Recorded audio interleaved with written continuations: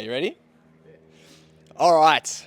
Welcome to the race brief. We've decided that we're going to do the race brief prior to actually doing it on the day as well. This is going to be quite comprehensive and it's going to cover a lot of stuff in here. I'm also going to be reading off a phone, so excuse that. So firstly, we just want to say thank you for putting your trust in us to run this event. This is obviously the first time that we've done this. We think we have organised everything to the best of our capabilities, but we don't know what we don't know. So we do ask that you have some patience on the day. But we're going to go through all of the things now that you need to know. All of this stuff was covered inside your race brief, but this is just a slightly more comprehensive example and description of what you need to know for the day. So let's get into it. So the date, obviously, you know, November 2nd. It's in a really remote location, so we just wanted to talk a little bit about that. So on the day when you're coming here, it is quite rural. It can be a little bit hard to find. We're going to have signs up when you're arriving. Just follow the signs and follow the volunteers. There should be people pointing you in the right direction. There is one main entrance and there is one main exit, so you need to be patient. We recommend that you guys come as early as you're happy to come. It'll make it a lot easier on the day if you just get there, you're in there nice and early, you're all set up, and you don't have to worry about, waiting in line and cutting it really close. So in terms of stuff that's around there, we are about 30 minutes north of, or 20 minutes north of Kilmore. Kilmore is the closest town. In Kilmore, you'll have all of your main facilities. So you'll be able to do, you have Coles there, you have some hardware shops there too. So you'll be able to do all of your food purchasing there if you wanted to. It is quite comprehensive. There's also accommodation there. So if you did have spectators that were coming down, there is probably not now, but there is going to be locations that you can book for accommodation. So some of the key timings. So the gates open at 7 a.m, but we are allowing about half an hour either side of that. So if you wanted to come a bit earlier, that's totally fine. We should be up and running from about 6 a.m. So we're happy to have you guys at 6 a.m. The race pack collection closes at 11 o'clock. So you need to have gone to the HQ tent. Bloody bird scared me. You need to go to the HQ tent and pick up your race pack prior to 11 o'clock. So make sure you've done that prior. Inside, when you pick up your race pack, you'll also have your RFID tracking in there. This will be put on for you and set up for you. It will need to stay on your shoe. So once it's put on your shoe, we recommend not touching it and just leaving it on there. The race briefing, pretty much what we're doing right now, is going to be taking place at 11:15. So this will include all the things that we're talking about today and any maybe small minor changes, as well as just some extra details that you might want to know. So that's at 11:15.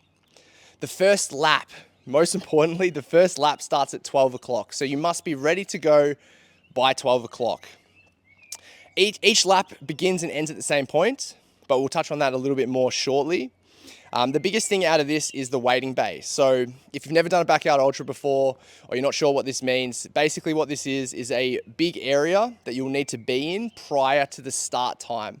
There's no rules here in terms of how long you can come in here before it. We recommend you, if you're fresh and you're feeling good, we recommend trying to get there a couple of minutes early, say 5 to 3 minutes early, so that you don't accidentally miss it. Because if you do miss it, you're disqualified, and that is pretty much to the second. So if you start 1 minute later or 1 second later, you will be disqualified. So you need to be in that waiting bay prior. So the lap timings, the laps will begin on the hour every hour, as you probably are aware, and you will receive a 5-minute warning and a 1-minute warning prior to every single lap. But don't rely on this. Set timers, do what you need to do to make sure you're there, but we will be announcing it 5 minutes and 1 minute early every single lap until the last person remains. Now, we'll explain this a little bit more on the day and it'll make more sense when you're there, but there will be a finishing spot and a starting spot. So when you finish, you need to make sure you go through the finishing area, and when you start, you need to go through the starting area. It'll be clearly laid out. Now, this is important because this is how your RFID tracking is taking place. So if you mess this up, you're not necessarily going to get disqualified, but it is going to show inconsistent race times, and if you've got people tracking you, it's not going to get collected properly. Now, in terms of getting there and parking and everything, parking, ideally, we recommend you purchase it prior. 85% of you have, so that's awesome. You can purchase parking on the day, but being that we've got one entry and one exit, it's going to get pretty busy. So we really strongly recommend that you pay for parking prior to the day. Parking has changed. Originally, we had the parking bay about a K away from the start area and the rest area. However, we've actually been able to bring this a lot closer. So for you, when you get there and you've got all your gear, you can transport this now by foot, and it's very, very close. I'm talking maybe 100, 200 meters. So there's no real need now to be stressing about that. I know a few of you did have concerns about that. In terms of your rest area, so once you've got through the event, you've parked. Just on that, with parking, it's really strongly recommended that you're not planning on exiting and entering the event throughout. That goes for your spectators as well, and your rest area and your support crew. We would prefer, obviously, once you've parked there, that you accept that the car is going to stay there. Now, that's not to say you can't leave, obviously, but it is just something to keep in mind that there may be a bit of traffic trying to get in and out. So please try and plan to not leave. And please, if you can pass that on to your spectators and support crew too. All right. Now the rest area. The way it works from a rest area perspective is you have your own 5x5 space. We have upgraded you. I know some of you were asking, is it 3x3 or 5x5? We've upgraded you guys to a 5x5. So you have a lot of space now, which is great. All of the rest area is as close as we can get it to the start area. But keep in mind, if you're order number 100 and you're order number 1, the person who ordered last is going to be further away. So you'll know this on your race bib, and you'll see this, there'll be allocated spots for you. It's not too much of a walk, but I would recommend for everyone that if you bring a camping chair, because if you're cutting it really close, you might just want to set up your chair closer to the start line. We do have a tent adjacent to the start line. It's a massive gazebo where we'll have the coffee vendor, and there'll be some small tables and chairs there. You guys are more than welcome to set up a chair and a little bit of a crew there, so that way you're not having to trek it back and forth to your rest area if time starts becoming a bit of an issue, which eventually it will.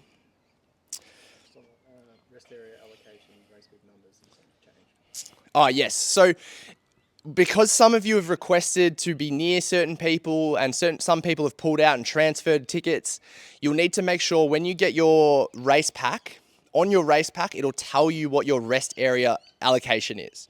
So for most of you, it'll correlate to the number that you've received. So if you were race bib number 1, your rest area will be race bib number 1. But that is not the case for all of you, so just make sure you're following what's inside your race bib. The rules on the rest area, look, you can set up as you please. Just keep in mind, we have got a limit of how many people you can bring into the rest area. You will have wristbands inside your race pack. So you'll get 3 wristbands, 1 for yourself and then 2 for your support crew. This is just because we don't want everyone just strolling into the rest areas, maybe stealing someone's gear or something like that. So just please try and keep it to the 3 people, including yourself. Now, in terms of spectators as well, while we're on that, you can bring as many people as you want, don't go bring 150 people, but you can bring as many people as you theoretically want, and they are welcome to just be there and just to show you support. We have also allocated a small area for camping for spectators. So this is first in, best dressed. We have just grouped off an area. If the people are wanting to stay and support you the whole time and set up camping, they can do that, but they will need to make sure that they camp inside the spectator area and not with you. Unless, of course, they're in the wristbands. All right, moving on. Weather. Before I move into weather, apologies for me reading off this. Just on the course is marked out with flags and poles.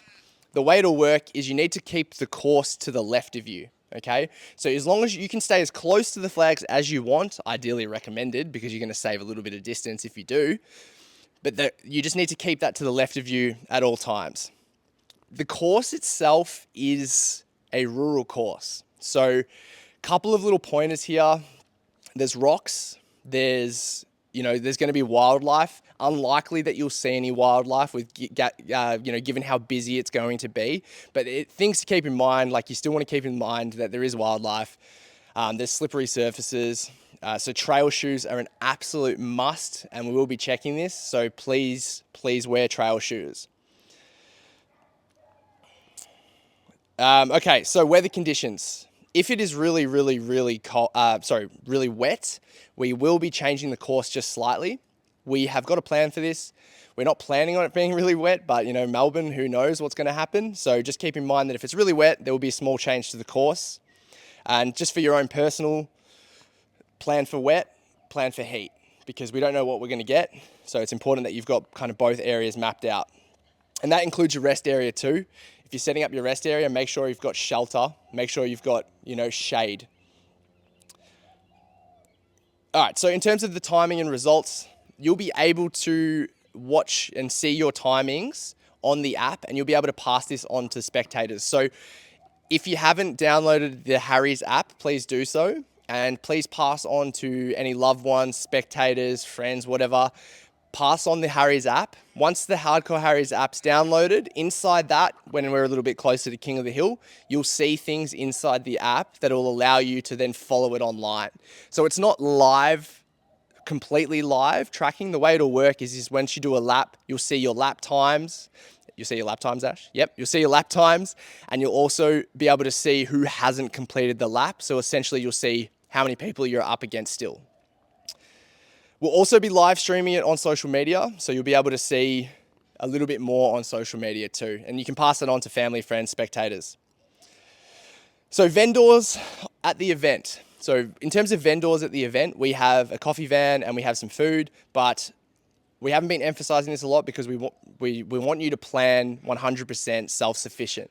So plan to be self-sufficient and use vendors as a last resort. The vendors are more there to support the spectators, the volunteers, the rest crew. So don't rely on them. There will be toilets on site. There is quite a few toilets that you guys can all use. It's located pretty close to the course as well, so that's good. The waste disposal is pretty important here. We aren't supplying bins, so you need to be 100% self-sufficient with your waste, which means you guys need to bring your own trash bags and have a bit of a plan there. Medical assistance will be available on site. So we do have a first aid tent. If anything does go wrong or you need help or you want to pass this on to your spectators, there is a medical tent there. Obviously in emergencies, tell us and then we'll phone 000 or just phone 000. In terms of what to bring, I'm not going to tell you guys how to suck eggs here. I know that you're probably all pretty prepared. By this point, I hope you're pretty prepared. But some of the things I will emphasize, you could probably a bit more of tips, is there's a lot of flies. If it's hot, there's going to be a lot of flies. So some type of fly mask would be really beneficial. And then just planning for really extreme weather conditions is the biggest thing, especially at night. It's going to get cold. All right, last few, withdrawing from the race. So let's say you've done 10 laps, you've decided that you can't hack it anymore. You need to make sure you're passing on to us, passing on to HQ that you are no longer going to be continuing the race. Now to do that, all you need to do is go to the HQ tent. So the HQ tent, where you get your race pack from and also where you withdraw from, are going to be the Hardcore Harry's tents. They're the really colourful gazebos. You'll see them straight away, and they're located adjacent to the rest area. With the withdrawal process, that's where you'll collect your trophy. Interesting trophy, you'll see when you get there. And yeah, you'll be able to do all that through there. Just make sure you tell us, and just otherwise for safety reasons, we're going to be wondering who's still going and trying to follow you up.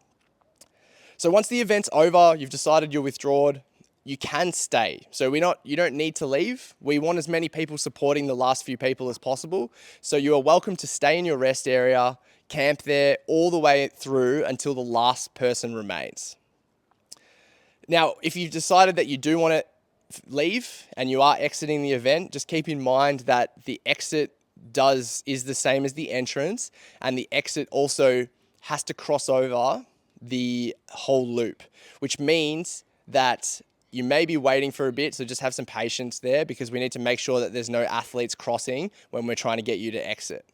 If you want to exit and there is no one there, just go over to the HQ tent and say, hey, I'm leaving now, and someone will make sure we escort you out so you're not running over the athletes.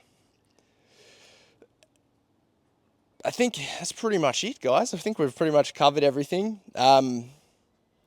Obviously, there's the race rules, but they are outlaid inside all of the stuff that we've sent you, and it pretty much just boils down to one simple thing, which is don't cheat and make sure you hit the lap within the hour. If you're following that, you're going to be fine.